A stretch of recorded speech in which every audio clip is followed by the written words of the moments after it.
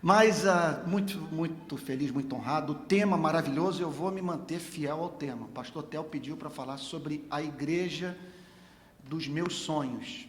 Então, muito nós poderíamos falar sobre isso, não é verdade?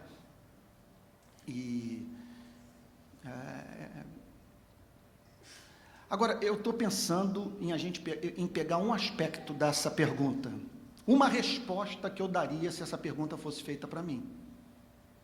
Então, entre o muito que poderia falar, a minha ideia é tratar de um aspecto da questão, de um elemento que para mim, esse hoje é inegociável, quando eu penso nessa igreja que nos tira de casa, nos faz vir para o templo e para a comunhão com os irmãos, com alegria, com senso de privilégio. Então, para isso, eu gostaria de chamar a atenção de vocês para o texto que se encontra lá no livro de Tiago, Tiago capítulo 2. Tiago capítulo 2. Vou dar uma de reverendo Antônio Elias agora aqui. Eu estou com uma historinha que me contaram na Paraíba, mas eu estou com uma vontade de contar essa história. Me disseram que foi um fato. O sujeito, o culto rolando, fizeram as ofertas, ouve essa, Théo. Fizeram as ofertas, não sei se Josué já viveu isso aqui na Betânia. Aí resolve então agradecer, né, no momento da gratidão pelas ofertas. Aí tinha um rapaz lá, um surfista, recém-chegado na igreja, me parece, e pediram então para ele agradecer pelas ofertas. Pois ele pega o corredor, vem à frente, olha para a igreja, aí pessoal, valeu, hein? Valeu, obrigado, valeu, rapaziada. Agradeceu pelas ofertas. Eu morri de rir. Vocês não estão rindo, eu não sei porquê, mas eu morri de rir. Imaginando a cena do surfista, aí pessoal, valeu mesmo pelas ofertas. Lá na Paraíba, fora, tem as histórias que você vai andando por aí, o pessoal vai contando história, né? Outro dia me contaram aquela do profeta, né? Meus servos, eis que vem dias de grandes tribulações, densas trevas, furacão, terremoto, maremoto, clangor de trombetas, até eu estou com medo. Eu acho bom para a gente, essas histórias, é bom para ensinar teologia, porque quando a gente ri, nós estamos então, é um riso calvinista que eu diria, porque nós estamos dizendo que Deus é soberano. O engraçado é um ser soberano que perdeu o controle da coisa, por isso que a gente ri, até eu estou com medo, e parece que a teologia de algumas pessoas é assim, né? Até eu estou com medo, então, mas vamos lá, vamos para Tiago, capítulo 2, é uma passagem maravilhosa, gente. E eu custo a entender como que durante tanto tempo eu li esse texto e ele não fez na minha vida o sentido que faz hoje. Então, Tiago, capítulo 2, a partir do verso 1. Eu vou fazer o seguinte, vou ler os versículos, juntamente com a igreja, procurar entender o significado e, passo a passo, fazer uma aplicação prática, com base, tá bom, no conteúdo do texto. Que o Espírito Santo nos ajude, que Deus não nos desampare nesse momento, que a igreja não ouça apenas uma bela mensagem, mas que haja demonstração de Espírito e de poder, em nome de Jesus. O lado duro do ministério pastoral é que você pode dar o melhor de si, você traz para o púlpito a melhor de todas as exegeses, a pregação mais clara, concisa, objetiva, bela, mas sem a unção do Espírito Santo, isso que difere o nosso trabalho do trabalho de qualquer outra pessoa. Nós dependemos desse milagre. Então, há um tempo na vida do ministro que você teme perder o fio da meada na pregação, que você teme falar bobagem, que você teme, sei lá, sabe, errar, fazer um papelão no púlpito. Quantas vezes sumir o púlpito e você está tremendo, mal consegue pegar no copo d'água. Depois de um tempo você vai ficando um pouquinho mais confortável, e aí o medo, o temor passa a ser outro, é de você falar bem e não edificar. E de todos ficarem impressionados com o orador, mas a vida da igreja não ser transformada. E por isso esse apelo, Espírito Santo, não nos abandone, não nos deixe sós. Pregação é aquilo que os discípulos falaram no caminho de Emaús: porventura não nos ardia o coração quando pelo caminho ele nos expunha as Escrituras. É isso que eu espero, é o coração, através da ação do Espírito Santo, pegar fogo, arder. Então vamos lá ao texto. Meus irmãos, a primeira coisa que nos chama a atenção nessa passagem é essa declaração, meus irmãos, essa forma de se dirigir à igreja. Vocês vão ver que ele estava indignado. Tiago escreve o capítulo 2, tomado por ira santa. Eu vou provar isso mais adiante. Mas ele trata de regular o que vai dizer no coração, procurando se dirigir à igreja com doçura, porque não há compromisso com a verdade que justifique a falta de educação no púlpito. E se a gente quer ganhar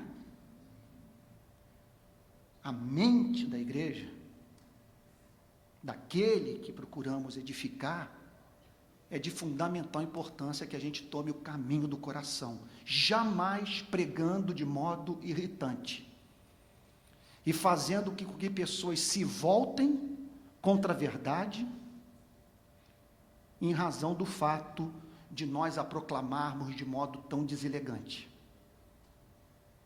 Então aqui está Tiago se dirigindo à igreja nesses termos: meus irmãos, não tenhais a fé em nosso Senhor Jesus Cristo, Senhor da glória, em acepção de pessoas. O que significa não tenhais a fé em nosso Senhor Jesus Cristo? Entre outras coisas, significa que a fé em nosso Senhor Jesus Cristo, o Senhor da glória,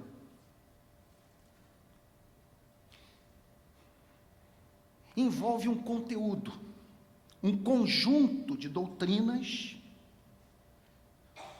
que formam aquilo que os teólogos, os apologistas cristãos costumam chamar de cosmovisão cristã. Quer dizer, o Evangelho produz uma visão de mundo, e essa visão de mundo tem os seus desdobramentos morais, suas implicações éticas. O Evangelho, portanto, tem uma desembocadura prática, perceptível, concreta. E o que significa, em contrapartida, que nós não temos liberdade para usá-lo a fim de defender pontos de vista morais que não se harmonizam à essência da mensagem do Evangelho. Então, por exemplo, pegar um caso histórico, o que os nossos irmãos calvinistas fizeram na África do Sul, usando a Bíblia para justificar o apartheid. O que os nossos irmãos americanos na década de 60 faziam no período da segregação racial, tolerando aquela iniquidade. Ou a base bíblica que muitos disseram encontrar para justificar a escravidão.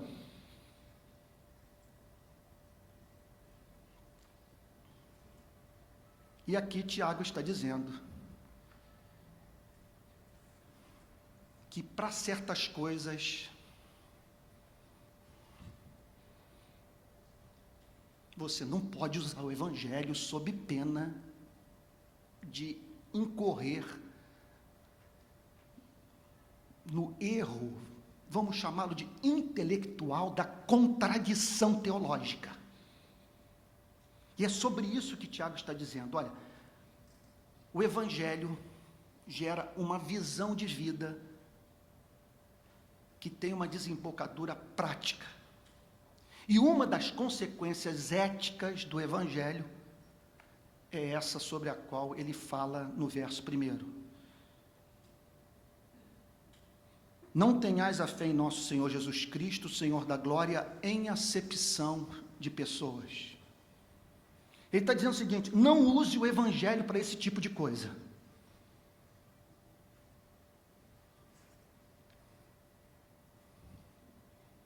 fazer acepção de pessoas. No original, no grego, a palavra dá a ideia de você considerar apenas a face de alguém. Quer dizer, fazer um julgamento, uma avaliação precipitada, sem fundamento, impiedosa.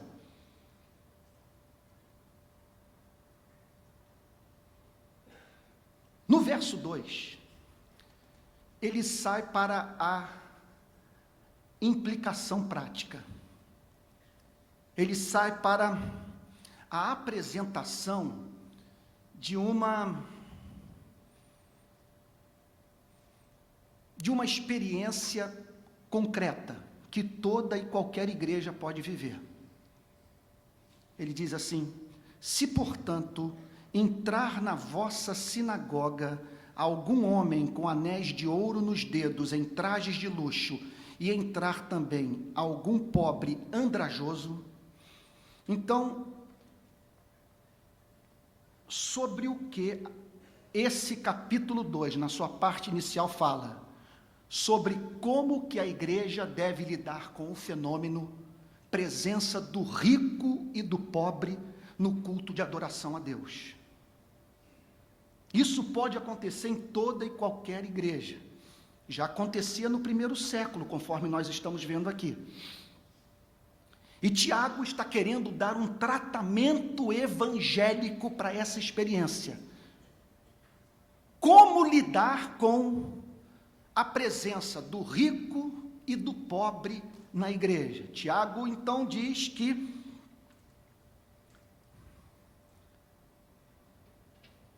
um homem com anéis de ouro nos dedos e em trajes de luxo pode, por algum motivo, se dirigir para um lugar como esse. Então, essa é uma experiência que toda igreja pode vivenciar. Por que esse homem está com anéis de ouro nos dedos? Por que ele está vestido em trajes de luxo?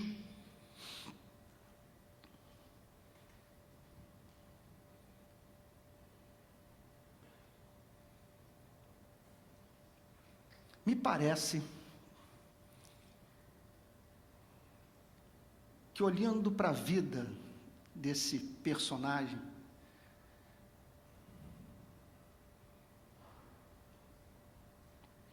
nós temos acesso a uma informação básica sobre o funcionamento da alma humana, que é a fome e sede que você e eu temos de visibilidade.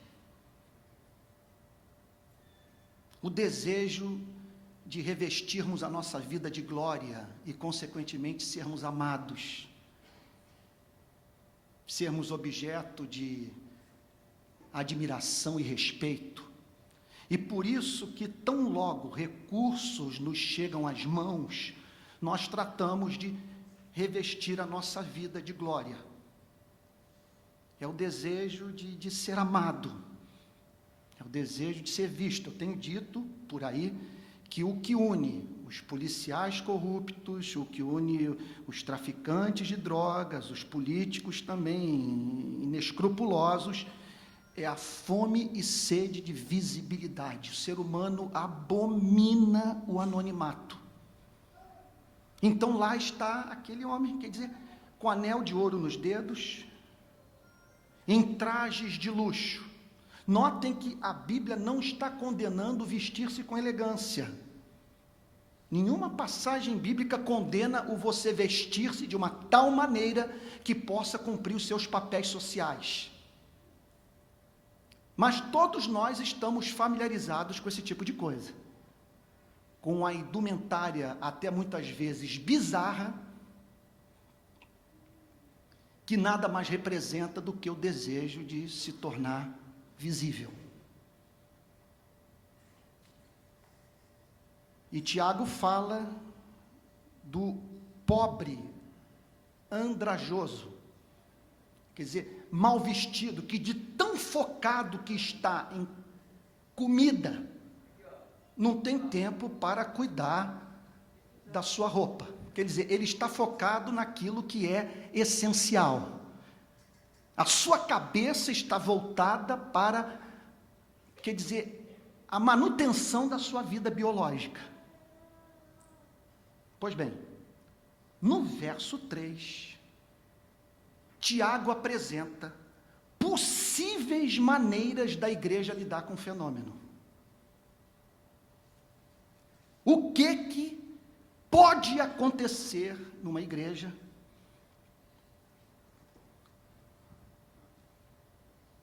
quando uma experiência como esta ocorre? E aí então Tiago prossegue dizendo: e tratardes com deferência o que tem os trajes de luxo, e lhe disserdes: tu assenta-te aqui em lugar de honra. Então, a primeira e possível resposta que a igreja pode dar ao fenômeno presença do rico no lugar de adoração é o culto. É pastor, presbíteros, diáconos responderem ao fato rico no templo como se estivessem diante do anjo do Senhor. Ele está falando aqui de um embasbacamento. Ele está falando aqui de pessoas maravilhadas.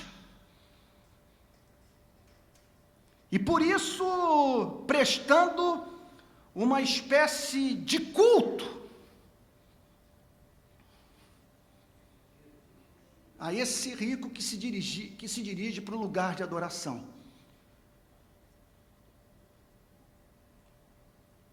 E eu fico a pensar, por que pode ser assim?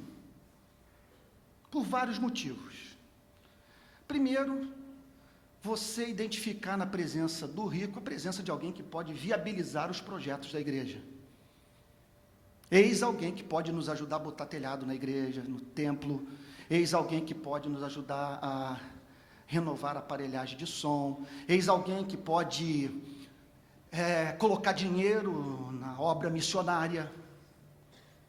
Eis alguém que pode servir de ponte para os centros de decisão, de poder. Ou então, eis alguém com quem eu posso passar as minhas férias na sua casa em Búzios ou em Angra dos Reis. Ou então,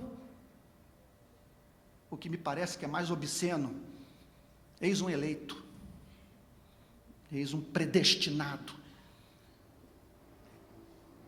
São visíveis os sinais da eleição eterna em sua vida. Uma outra leitura, eis um gênio. Eis alguém que soube administrar a sua vida com competência. Estes e outros motivos podem nos levar a dar um tratamento não evangélico para, repito, a experiência rico visitando a igreja.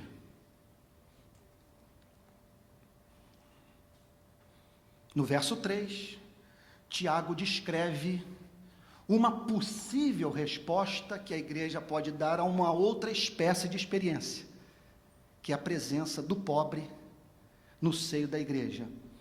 Tu fica ali em pé, ou assenta-te aqui abaixo do estrado dos meus pés. Vamos tentar responder a mesma pergunta. O segredo do estudo das Sagradas Escrituras é você fazer pergunta ao texto. Por que esse homem usa anel de ouro? Por que as vestes de luxo? E agora, o que pode levar cristãos a não lidarem de modo evangélico com o rico? E o que pode fazer com que cristãos, igualmente, não deem um tratamento evangélico ao fato, presença do pobre no culto de adoração?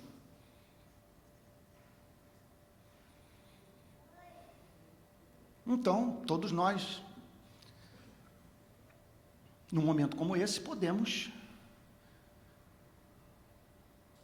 parar para sair em busca de resposta para essa questão. Afinal de contas, por que nós encontramos cristãos lidando com o pobre de modo diametralmente oposto à forma como que o Senhor Jesus lidava com os miseráveis dessa vida? Então, os motivos, entre outros, podem ser estes: eis o incompetente, eis alguém que não soube aproveitar as oportunidades que teve em vida,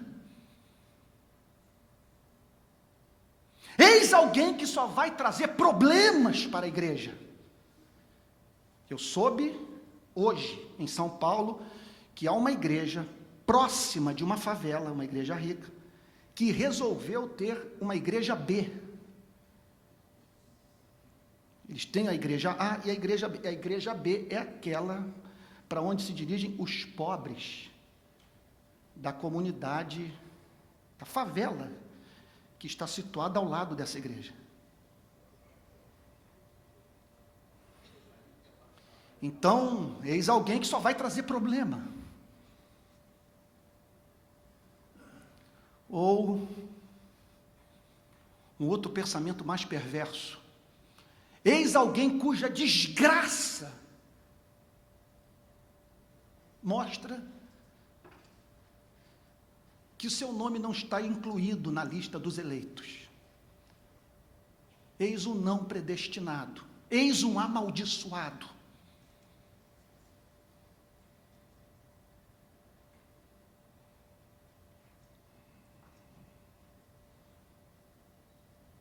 Ou então, esse aqui eu chego a me arrepiar. O sujeito acabou de ler o Manual Americano de Plantação de Igreja. Eis alguém que não faz parte do público-alvo da nossa meta missionária. Nosso foco é na classe média. Ou alcançar os ricos para mudar a sociedade. Pois bem,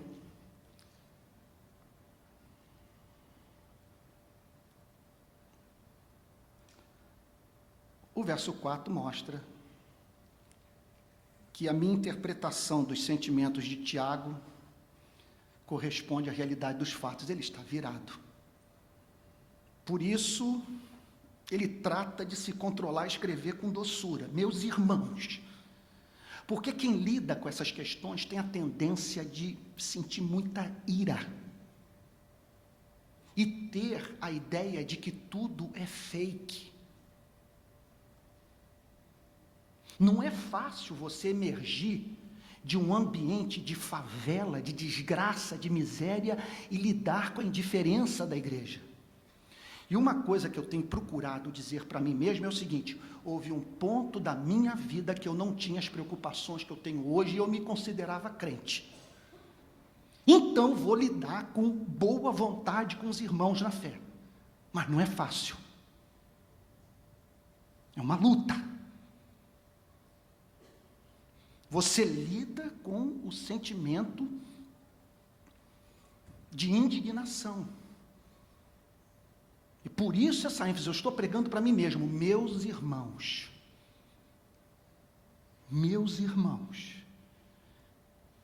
mas nem por isso ele deixa de estar indignado. Olha o que ele diz: não fizestes distinção entre vós mesmos. Quer dizer, uma distinção não baseada em caráter, mas em classe social, em performance econômica.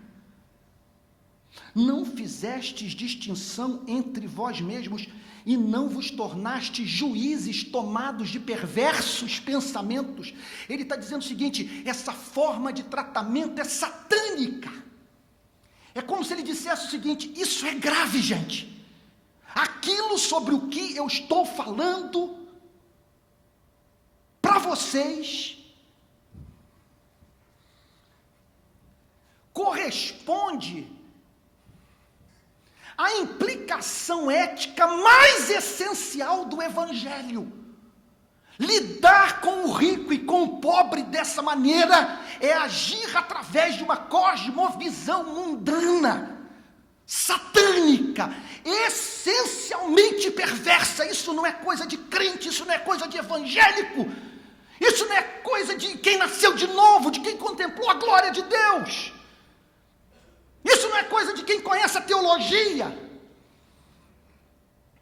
Aí ele diz: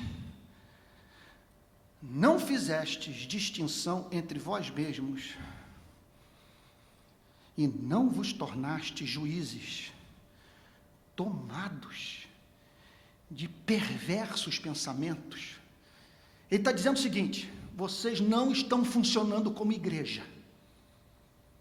Não use o evangelho para esse tipo de coisa. E aí, a bomba atômica da declaração teológica do versículo 5, que é um versículo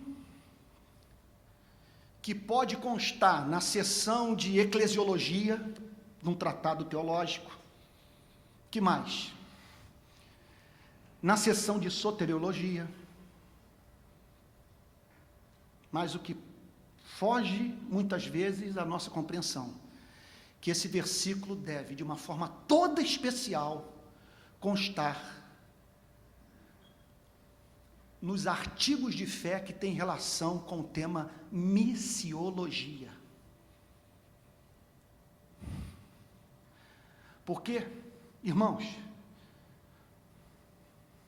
vejam se não há neste versículo um vetor missionário para a vida da igreja. Olha o que ele diz: ouvi, meus amados irmãos, não escolheu Deus os que para o mundo são pobres, para serem ricos em fé e herdeiros do reino que ele prometeu aos que o amam.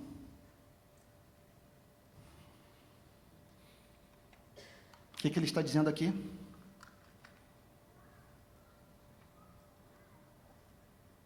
A igreja Betânia é uma igreja calvinista. O plantador dessa igreja era um calvinista. Seus pastores são calvinistas. A declaração de fé desta igreja é calvinista. E esse texto está dizendo que há mais eleitos entre os pobres, que em geral, pobre se converte. Que se você quer plantar igreja e ver gente se converter, vá para a favela, vá para a periferia, vá para os locais onde reina a miséria. Ouvi, meus amados irmãos, não escolheu Deus os que para o mundo são pobres. O que ele está dizendo aqui? Ele está procurando revelar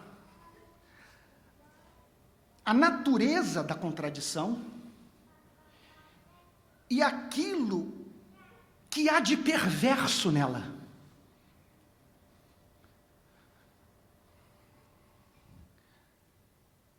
Não escolheu Deus os que para o mundo são pobres. Aqui há um elemento de jocosidade. Eles são pobres segundo o mundo. O mundo olha para eles e os despreza, e os vê como um fracasso. Eles são pobres segundo o mundo. Quer dizer, eles são pobres segundo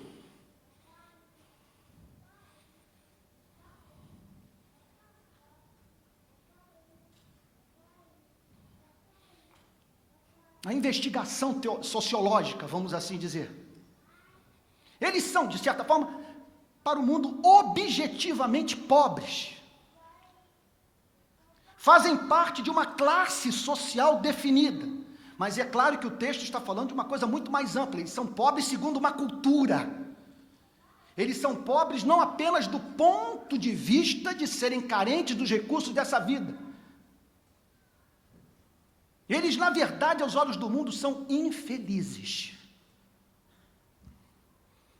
E aí, a afirmação de Tiago: não escolheu Deus os que para o mundo são pobres, para serem ricos em fé e herdeiros do reino que ele prometeu aos que o amam. O que ele está dizendo? Que, em geral, Deus trabalha assim na história. Ele pega os vulneráveis, os que se encontram em estado de exclusão, privação, vulnerabilidade, e pela sua providência, usa o seu sofrimento para fazer com que esta gente seja rica em fé, creia de modo descomplicado, conforme eu tenho visto nas favelas do Rio de Janeiro, a mulher enterrando o filho assassinado, mas a senhora sabe que Deus amou o seu filho mais do que a senhora o amou, que ele o conheceu quando ele estava no seu ventre. Eu sei, pastor, e é isso que me consola. Invariavelmente, essa tem sido a minha experiência nas favelas do Rio de Janeiro. Por quê?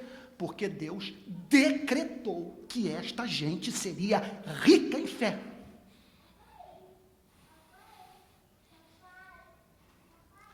Rica em fé.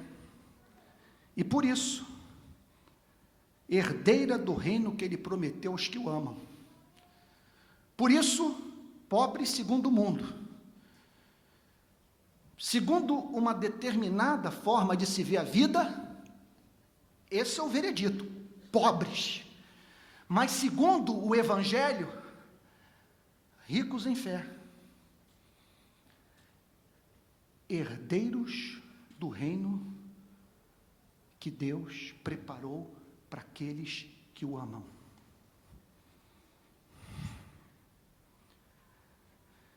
E aí, o verso 6, que é coisa da gente cair de joelhos.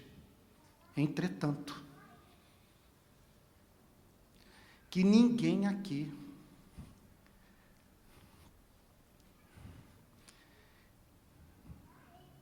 se enquadre neste entretanto. Entretanto, vós outros menosprezastes o pobre. O que ele está dizendo com isso? Entretanto, vocês lidam com o pobre com menosprezo. Ou seja, vocês não conseguem perceber o que há de glorioso no pobre. Quer dizer, a sua glória, a imagem e semelhança de Deus que ele carrega, sua eleição eterna, a presença da graça divina em seu coração, são ocultados pela sua halitose, pelos seus dentes cariados, pela cabeça cheia de piolho, pelo mau cheiro. É como se o Evangelho estivesse dizendo: cuidado com esse laço, você pode estar deixando de acolher Jesus Cristo, um Jesus Cristo sujo, imundo, confuso, que não tem onde dormir. Gente, isso não é teologia da libertação, não, isso é Evangelho. Está aqui o texto dizendo: entretanto, vós outros menosprezastes o pobre. Por quê? Porque tratastes de lidar com o pobre a partir de um modo não evangélico de ver a vida. E aí o oposto. Entretanto, vós outros menosprezastes o pobre. Aí ele diz: e eu não entendo o comportamento de vocês com o rico. Eu não entendo essa subserviência. Eu não entendo este culto. Vocês são crentes.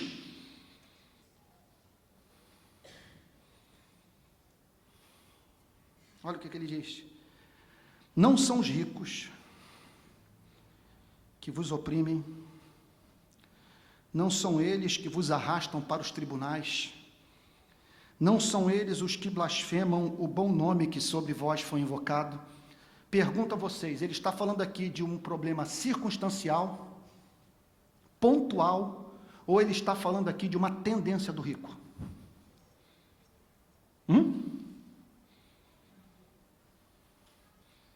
Se formos usar o método protestante de interpretar a Bíblia,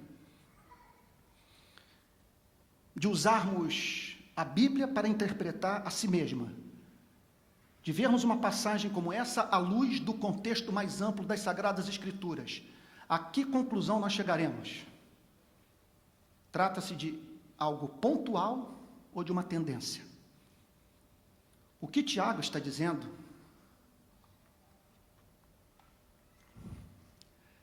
é que o rico tem que ser discipulado de perto.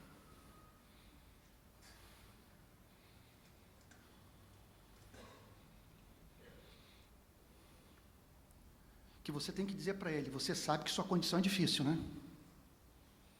Em geral, gente como você não se converte. Você sabe que eu posso fazer o seu enterro. Você sabe que o homem nascido da mulher vive breve tempo, cheio de inquietação, nasce como a flor e murcha, foge como a sombra e não permanece.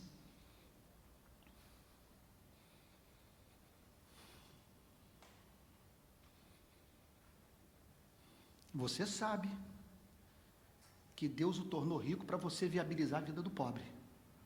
E que se você não fizer isso, você vai estar deixando de emitir a principal evidência de que você é predestinado, que você é eleito, que você nasceu de novo. Gente, devemos pregar o evangelho para o rico? Sim ou não? Sim. Rico pode se converter? Sim. Rico pode ser santo? Pode ter um coração quebrantado? Pode ser útil na vida do pobre? Mas isso é raro. Pastor, o senhor enlouqueceu. Pastor, o senhor está lendo muito Karl Marx. Pois bem, vamos para um dado sociológico da vida das igrejas do primeiro século. 1 Coríntios capítulo 1, verso 26.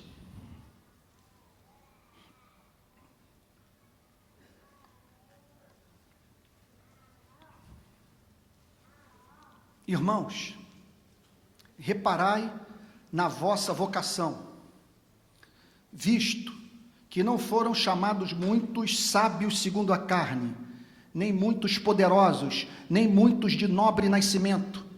Pelo contrário, Deus escolheu as coisas loucas do mundo para envergonhar os sábios, escolheu as coisas fracas do mundo para envergonhar as fortes, e Deus escolheu as coisas humildes do mundo e as desprezadas e aquelas que não são para reduzir a nada as que são, a fim de que ninguém tire onda na presença de Deus. Então, isso é um erro presente em algumas igrejas da nossa denominação. O rico se aproxima e logo cedo se torna presbítero. Assume cargos de liderança e acaba determinando toda a visão missionária da igreja. E muitas vezes o pastor tendo sua autoridade espiritual minada por não ter peito para confrontar aquele cuja oferta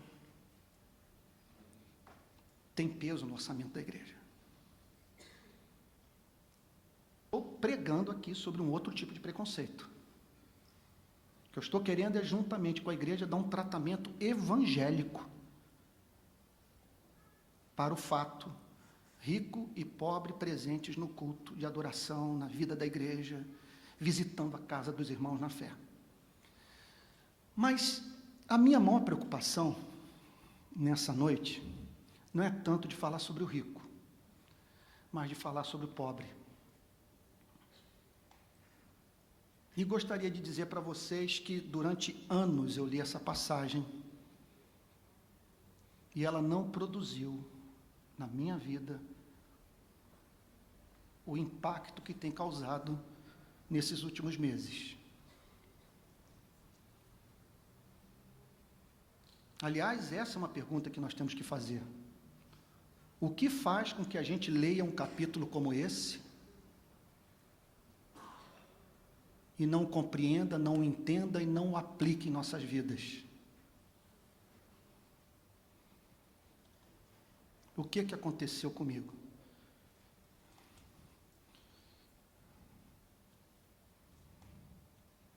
Até o ano de 2006, você não ia me encontrar no púlpito da minha igreja pregando nesses termos que eu estou pregando hoje.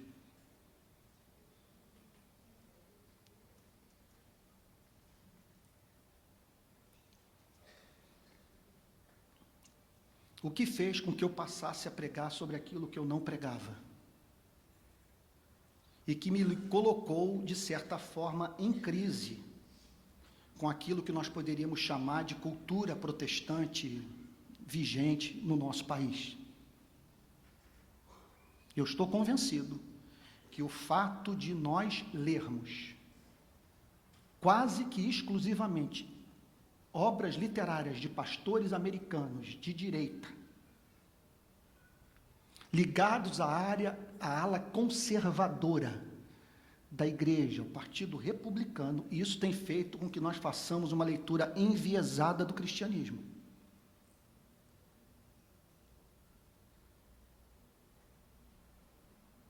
Toda a nossa leitura das Sagradas Escrituras nesse país é condicionada pela teologia que é produzida por uma única nação.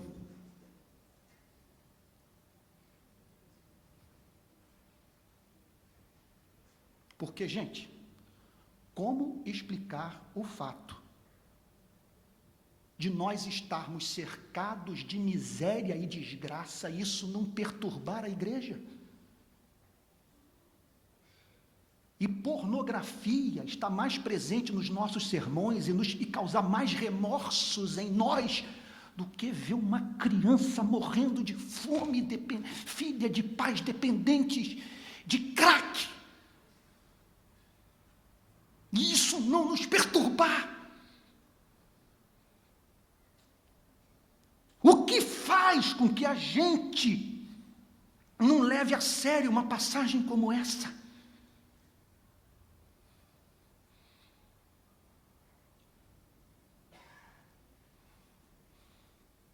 Que revela, que traz à luz o coração divino, é Deus dizendo: eu amo o pobre.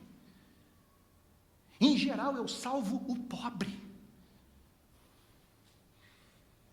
E, na maior parte das vezes, a glória dos meus filhos permanece oculta aos olhos do mundo, em razão da vida humilde que vivem. Eu acho que em 5 minutos eu consigo contar a minha historinha e apresentar uma proposta de ação para a minha querida igreja que me levou a Cristo.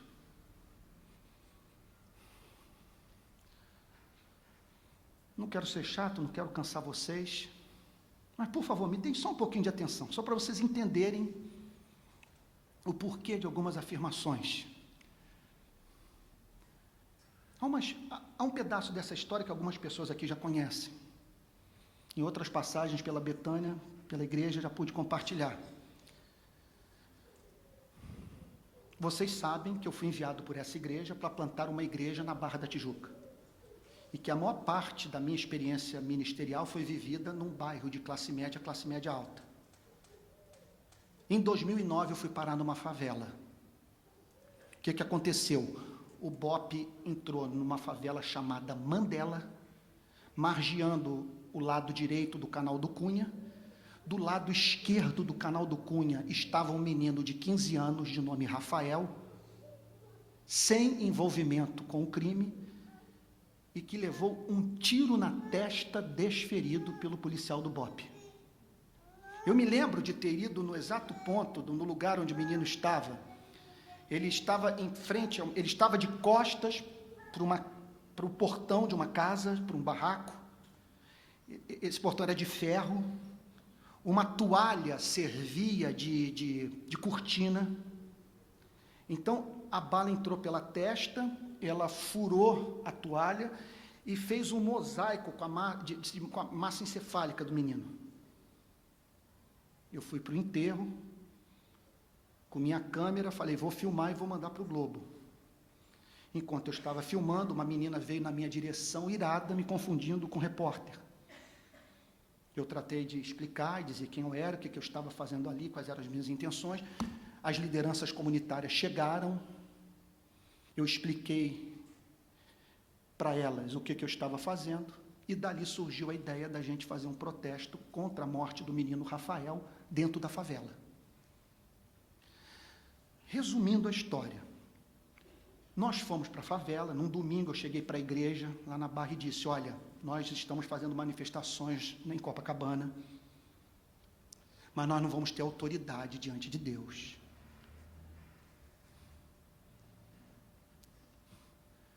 Nem diante dessa cidade, se nós não chorarmos a dor do pobre.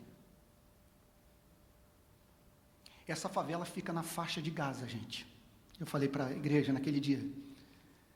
E se encontra sob domínio territorial armado de uma facção chamada Comando Vermelho. Mas acredito que é nosso dever ir lá.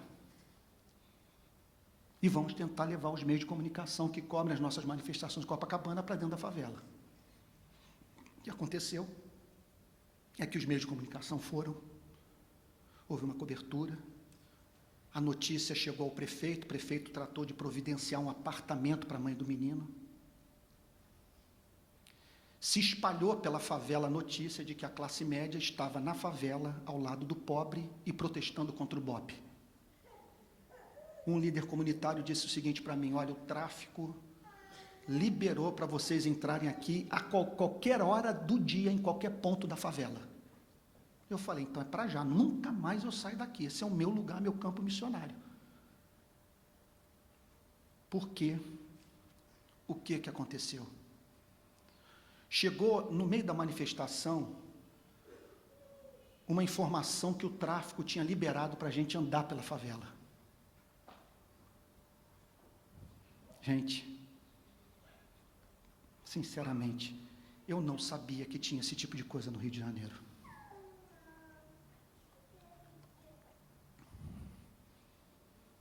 As crianças nadando no rio imundo, por não terem acesso à área de lazer. Os barracos caindo aos pedaços. As ratazanas subindo pelas paredes.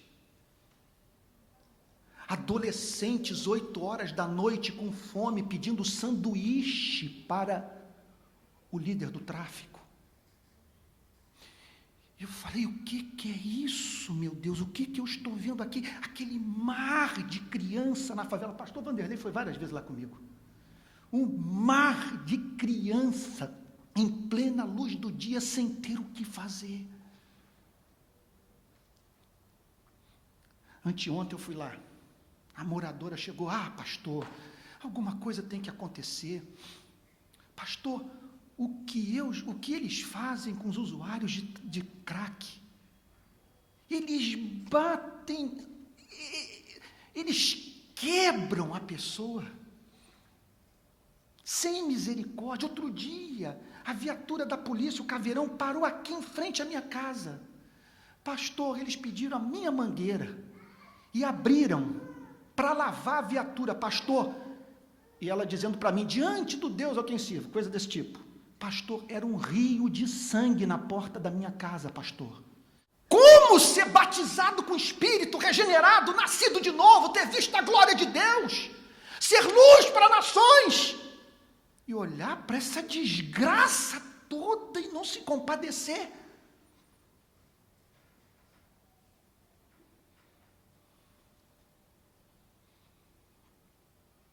Pois bem, respondendo à pergunta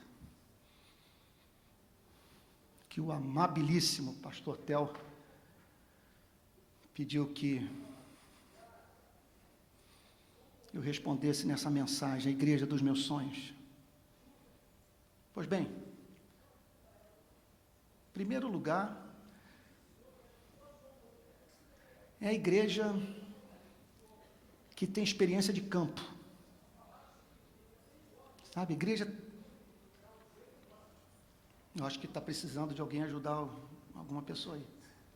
É assim mesmo? Então tá bom. Então, o que fazer pelo pobre? Olha só, isso é muito importante, que agora eu estou entrando na parte final da mensagem e no lado prático. O que fazer? A primeira coisa, você tem que ir lá. Por 2 motivos. Primeiro motivo, para se compadecer. Eu só estou pregando sobre estas coisas porque, pela graça divina, o Espírito Santo me levou para dentro da favela. Não me faltava conhecimento teológico. Eu sou da geração pós-Lausanne. Li tudo. Calvino em Genebra, René Padilha, toda a elaboração teológica da missão integral feita por John Stott, tudo isso estava na minha cabeça, mas me faltava a experiência de campo. Me faltava aquilo que a Bíblia diz: vendo ele as multidões, compadeceu-se delas, porque estavam aflitas e exaustas como ovelhas que não têm pastor. Você tem que ir lá.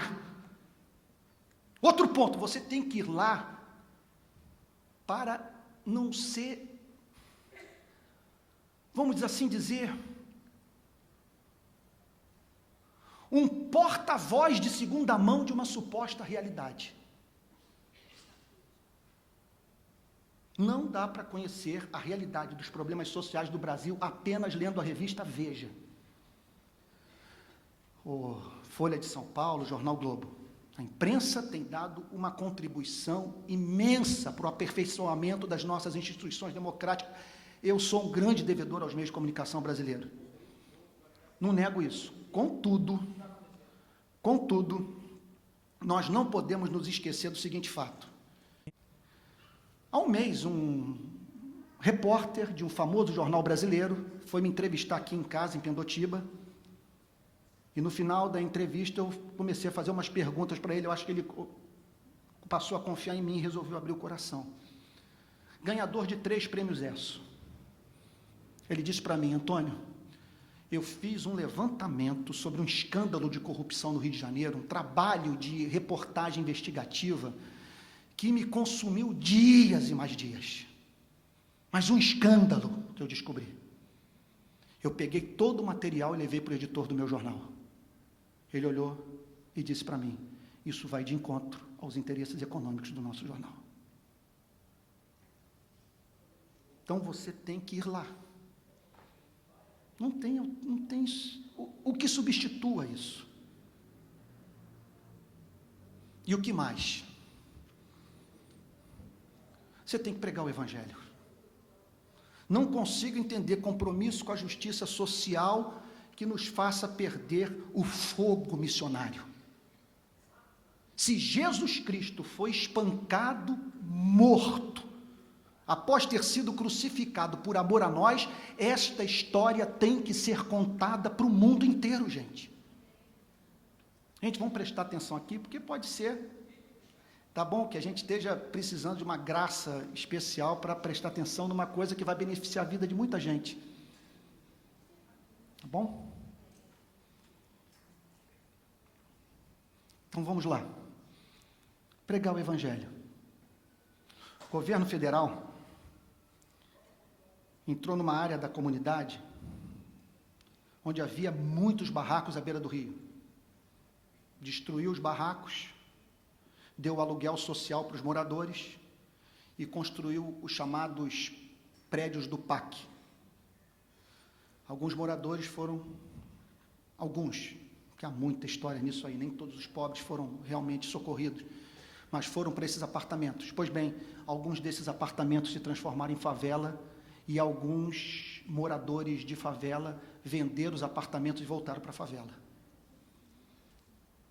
Porque não adianta tirar o favelado da favela sem tirar a favela de dentro do seu coração. Só o Evangelho. Elas precisam de Cristo. Anteontem eu estava no Jacarezinho. Gente, criança de 6 anos, dançando funk, com letras impronunciáveis. Impronunciáveis. Estou falando do ponto de vista de de um moralista, não. Não dá nem numa conversação assim, sabe, com gente mais chegada, dá para você falar. É ridículo. E você vê aquelas crianças de sainha se agachando, fazendo aqueles movimentos. O colapso do amor romântico. É um usando o outro. Só o Evangelho. Só o Evangelho para um povo rendido, aberto para ouvir a pregação da palavra de Deus.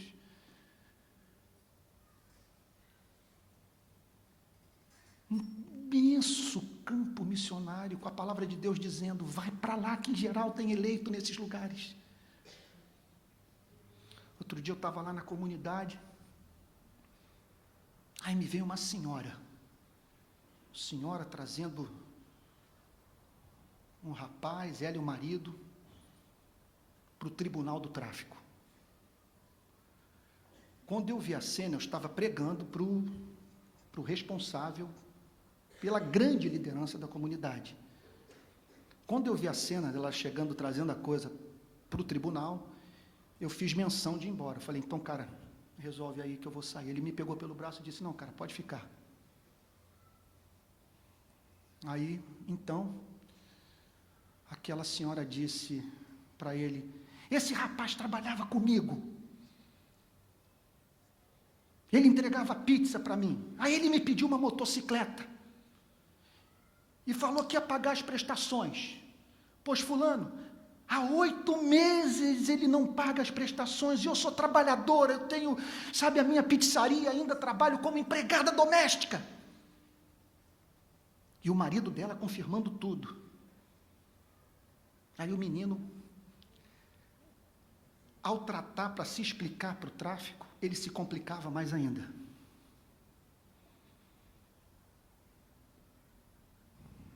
Aí eu falei, meu Deus, isso pode dar em execução. Ou então, a mulher pedindo a moto, mas era o único instrumento de trabalho dele. O menino é trabalhador, ele só é enrolado. Aí eu cheguei, falei assim, fulano, você, poxa, podia dar uma palavrinha aqui, cara? Você me dá uma oportunidade de falar alguma coisa aqui? Ele falou, pô, pode falar, pastor. É isso, pastor. Pode falar. Eu falei para ela, minha senhora, puxa, pô, é duro o que ele fez com a senhora é trabalhadora, eu entendo sua dor, mas olha, corrigir a injustiça feita contra a nossa vida, causando uma injustiça ainda maior, isso é feio, minha senhora. A senhora trazer esse caso para aqui? Em outras palavras, sabendo o que isso representa para esse menino, eu falei, e rapaz, pô, tu vacilou, cara. Tu tinha que ter honrado o compromisso com essa senhora trabalhadora. Agora vamos fazer um negócio? Fulano, você aceita, eu pago tudo isso. Não quero tirar uma onda aqui de benfeitor, não, porque depois eu fui ressarcido, tá bom? Eu pago tudo isso aqui. Você topa? A moto fica com ele e fulano, depois você dá a cesta básica. Tá bom, eu sou ministro do Evangelho, tá bom, então vamos, você topa. Aí o fulano, o dono lá do negócio, então, beleza, pastor, a senhora aceita. De repente, caiu um quebrantamento sobre o grupo. A senhora resolveu abraçar o rapaz, o moço, o marido falou, nós gostamos de você, você nos perdoe. Quando eu fui ver, eu estava na esquina da favela, orando com todos eles, invocando o nome do nosso Deus. Sabe que em oportunidades imensas. Outro dia um chegou para mim e falou assim, o meu negócio é matar, eu não nasci para trabalhar. Com 12 anos mataram meu pai. Eu falei, meu irmão, então quer dizer que por causa da desgraça que foi feita contra você quando você tinha 12 anos, você vai trazer a mesma desgraça para a vida de outras pessoas? Você sabia que o Espírito Santo, nesse momento, está consolando famílias que você desgraçou? Mas, por algum motivo, esse Deus te ama e me colocou aqui nessa noite para anunciar o amor dele por você. Aí, cai a capa, surge o homem. Pastor, eu sou filho de evangélico, minha família toda ora por mim. Outro dia a polícia me pegou aqui, me amarrou todo, me botou para correr, descer o aço em mim, nenhuma bala me pegou. Você quer mais evidência de que Deus o ama? É um campo missionário do nosso lado. Gente, tudo bem, vamos falar em África e Ásia, mas esse campo missionário aqui do nosso lado, ser negligenciado por nós, é uma contradição. Está aqui, olha, perto de nós. Então, ir lá, pregar o evangelho, fazer obra de filantropia. Sim, obra de filantropia. Uma intervenção como essa, do Tribunal do Tráfico, levar a cesta básica para uma família, que as pessoas estão morrendo de fome. Tem gente hoje, no Rio de Janeiro, nas favelas, que acorda sem saber o que vai comer. Sabe, como conseguir feijão e arroz para botar na panela. Isso ocorre literalmente hoje no Rio de Janeiro. Então temos que fazer as obras de filantropia. Não é assistencialismo. É a parábola do bom samaritano se aplicada nas nossas vidas. Em quarto lugar, as obras de desenvolvimento humano. Obra de desenvolvimento humano. Ensinar essa gente a interpretar texto, ter qualificação profissional, caminhar com as próprias pernas. Hoje nós estamos construindo um prédio de 3 andares na favela do Jacarezinho. No primeiro andar vai funcionar o padaria escola. Nós vamos fazer o melhor pão do Rio de Janeiro. O mesmo pão que se faz em Paris, nós vamos fazer no Jacarezinho. E os garotos estão nos procurando, os meninos do tráfico estão nos procurando, querendo qualificação profissional. Esses dias eu orei com um, ele disse: pastor, minha vida está um inferno, a polícia me pegou há 2 anos, me deu uma coça e me botou para cheirar toda a cocaína que eu carregava, pastor, aí eu fiquei dependente químico, minha vida está um inferno, porque agora eu não consigo largar essa droga. Aí vem a mãe, a mulher na minha direção com 4 crianças, pastor, eu não aguento mais esse inferno, eu não aguento mais ter que pegar ele lá naquele buraco lá, cheirando essa coisa. Então, as pessoas carentes de qualificação profissional, carentes de conhecerem os seus direitos. E, por fim, esse é o lado mais difícil da igreja compreender, que é a ação política.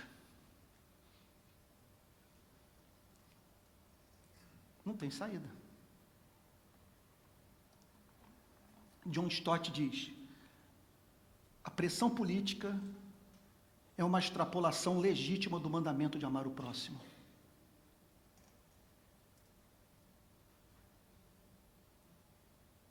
A providência divina coloca o miserável diante de você. E você é levado a perceber, compreender, que para sacar aquela pessoa do estado de miséria que se encontra, é necessária a ação política. Pergunta a você, o que o Espírito Santo vai sussurrar no seu ouvido para que você faça? Pergunto a vocês, o que é melhor, ser um bom escravocrata ou lutar pela abolição dos escravos? Você está lá na comunidade, os meninos nadando naquele rio. Meu Deus, como pode nadar aqui? Deixa eu fotografar esse negócio. Aí, Maria Cláudia, você pode ver lá no INEA, que é uma socióloga que trabalha conosco, se eles têm exame dessa água. Antônio, eles têm exame. Olha o resultado, 3,5 milhões de coliformes fecais por 100 mililitros. Peguei o exame, juntei com as fotos e mandei para o Anselmo Góes, que graças a Deus publicou aquele escândalo de violação dos direitos humanos, porque aquelas crianças estão ali por não terem acesso à área de lazer na comunidade. Aí eu pergunto a vocês, qual igreja que tem dinheiro para fazer a dragagem do Rio Jacaré? Solução é o quê? Política. Política. Graças a Deus, eu estou voltando de São Paulo hoje, várias igrejas atenderam um apelo de sábado que vem, fato inédito em São Paulo. Nós vamos estar nas ruas protestando contra a violência, vamos montar um painel no MASP com a foto de todas as pessoas que foram mortas entre outubro e novembro de São Paulo. Quarta-feira agora nós estamos indo para Brasília, vamos botar 960 tijolos em frente à Esplanada dos Ministérios, ou melhor, em frente ao Congresso Nacional, na Esplanada dos Ministérios. Cada tijolo representando um brasileiro assassinado por semana no nosso país. Por semana, 960 pessoas são assassinadas, dá um total de 50 mil por ano. 500 mil de brasileiros foram assassinados nos últimos 10 anos. A solução disso é política. O que está acontecendo em São Paulo? Uma polícia corrupta até a medula, matando pessoas, presos sendo torturados no sistema prisional. Vamos para os bairros de periferia da Zona Sul de São Paulo servir de escudo humano? O que é mais inteligente? Não tem saída. É dar voz para os sem voz e visibilidade para os invisíveis. É a igreja na rua, é ser protestante que protesta. É ação política pura. É enviar projeto de lei para o Congresso Nacional. É redigir petição, assinar petição. É gritar. Essa marcha para Jesus na Avenida Paulista, se fosse contra essa barbárie toda, nós não estaríamos vendo essas cenas que estamos vendo hoje em São Paulo. Estou chegando agora da Comunidade da Graça, os membros dizendo para mim que as pessoas estão com medo de ir à padaria. Os pais monitoram os filhos 24 horas por dia, uma sociedade inteira acuada pelo medo.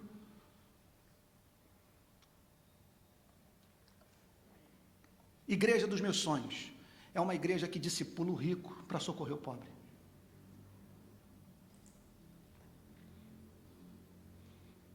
É uma igreja que tem visão para o pobre.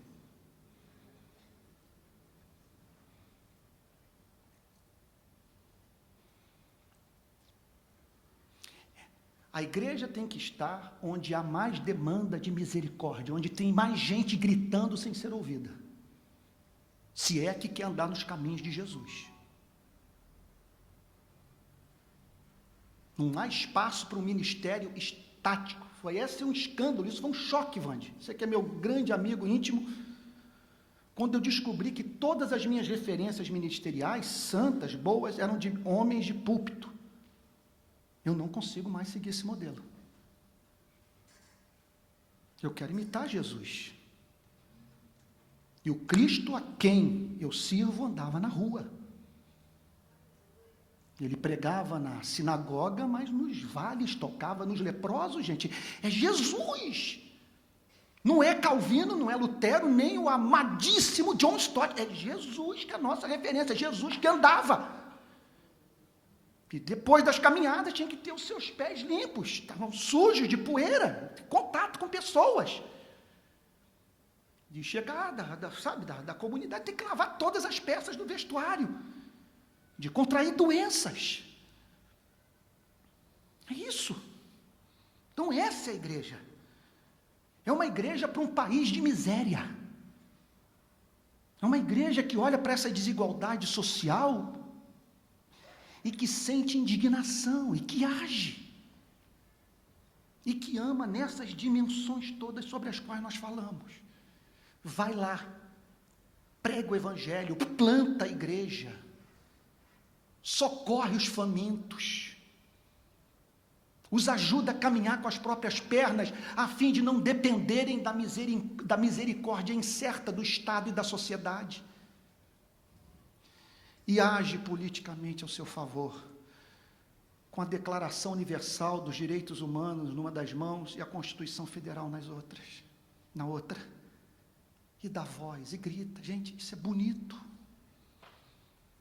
isso é bonito, e é tão pouco pregado que parece que o pastor enlouqueceu quando fala sobre essas coisas, e que nós estamos assim diante, sei lá, de uma outra religião. O que é isso? Que linguagem é essa? Porque, em geral, o avivamento para nós é ninguém ver mais pornografia. Quer dizer, você não há mais adultério, não há mais embriaguez, sabe? Ninguém mais, quer dizer, usa drogas. Não estou menosprezando esse lado da moral cristã. O que eu estou dizendo é que nós temos que pensar também num avivamento que o Espírito Santo vem, batiza a igreja, e essa igreja se torna compassiva, misericordiosa e passa a ter voz para o pobre. Eu acredito que se isso acontecer no protestantismo brasileiro, nós vamos transcender o protestantismo que nós herdamos. A igreja vai avançar. E nós vamos estar emitindo uma nota para o mundo inteiro. Mundo inteiro. E muita gente que não entende o nosso comportamento vai passar a olhar para as nossas obras e glorificar o nosso Pai que está nos céus. Vamos ficar de pé e vamos orar?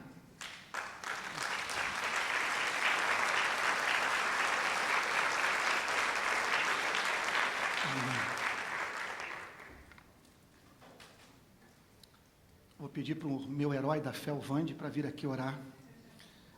Que ele é capaz de gestos que não aparecem na TV Globo, mas que são mais heróicos do que você ir para o Iraque. Pode ter certeza, ir para o campo missionário do Afeganistão. Vou pedir para ele orar por nós, para que Deus nos batize com misericórdia. E a nossa amada igreja Betânia vai ser uma igreja que vai crescer para além do que já tem vivido, em misericórdia e compaixão pelo necessitado. Uma igreja de gente antenada com o mundo, em nome de Jesus. Vamos orar. Perdoa o nosso pecado, Senhor. Nos perdoe, Pai. Nós somos, Pai. Sabemos disso, corresponsáveis, Senhor, por toda a miséria que há na nossa cidade. Eu sou, Pai, nós somos. Nos perdoe, Pai. Perdoe, Senhor, em nome de Jesus, o nosso descaso. Perdoa, Senhor, o nosso egocentrismo, egoísmo. Perdoa, Senhor, nossa frieza de coração. Nossa frieza, Pai. Nos perdoe, Senhor, por estarmos tão contaminados, ó Pai, pela cultura que vivemos. Nos perdoa, Senhor. Em nome de Jesus, Senhor. Por favor, tem misericórdia de nós, Pai. E em nome de Jesus, Senhor, para a glória do Teu nome, para que Tu sejas glorificado, devidamente glorificado, Senhor. Em nome de Jesus, para que Tua graça se manifeste, Senhor. Faz de nós servos fiéis à palavra, gente com um coração misericordioso, Pai. Por favor, olha aqui a gente, Pai, nós somos a Tua igreja. Por favor, dá-nos esse batismo hoje de misericórdia, Pai. São muitos ao nosso redor, Senhor, que não tem nem 1% do que nós temos, ó Pai. Muitos, Senhor. Muitos, ó Pai. Tem nos dado tanto, ó Pai. Temos tido tanto, Senhor. Muito mais do que precisamos. Muito mais, Senhor. Toca o coração de cada um de nós. Cada um, Senhor. Para obedecermos a Tua palavra, Senhor. E agirmos com misericórdia nesse mundo, com sabedoria, Senhor. Para a glória do Teu nome, muita sabedoria, Pai. Tira de nós do conforto que temos, do comodismo que temos. Nós queremos sair, em nome de Jesus sairemos, Senhor. Em nome de Jesus, ó Pai. Eu quero ser uma nova igreja, Senhor, e rogo isso por todos nós aqui, Senhor. Por favor, Pai, nossos irmãos da Grota, do Preventório, de tantas comunidades, ó Pai, queremos ser uma só igreja, Senhor. Uma só Tua igreja, ó Pai. Por favor, Senhor, em nome de Jesus, que essa palavra seja aplicada no coração. Ninguém pode fazer isso, só o Teu Espírito Santo. Aplique essa palavra ao nosso coração. Tua palavra nos é dada para sermos transformados, para sairmos daqui diferentes, uma igreja melhor, sairmos daqui a igreja dos Teus sonhos, ó Pai, dos Teus desejos, o que Tu queres de nós, Senhor. Faz hoje isso, Senhor, completa essa obra, essa bênção de sermos a Tua igreja, a igreja que planejastes, a igreja que está descrita em Tua palavra, Senhor. Em nome de Jesus, ó Pai, por favor, para a glória do Teu nome, que essa palavra seja mesmo realidade na Tua igreja, em nós, em mim. Por favor, Senhor, para a glória do Teu nome, que olhemos o mundo como Tu olhas, possamos agir com Ele com o mesmo amor que Tu ages, que eles vejam em nós, em nossas mãos, em nossa misericórdia, em nossas palavras, em nossa compaixão, eles vejam em nós, a Tua igreja, o Teu amor, conheçam a Ti, o Deus Salvador, o Deus Redentor, o Deus que muda, o Deus que pode mudar. Sejamos nós, ó Pai, a expressão desse Teu amor. Por favor, Pai, faz isso comigo, com cada um de nós, em nome de Jesus, para a glória do Teu nome. Amém, Senhor.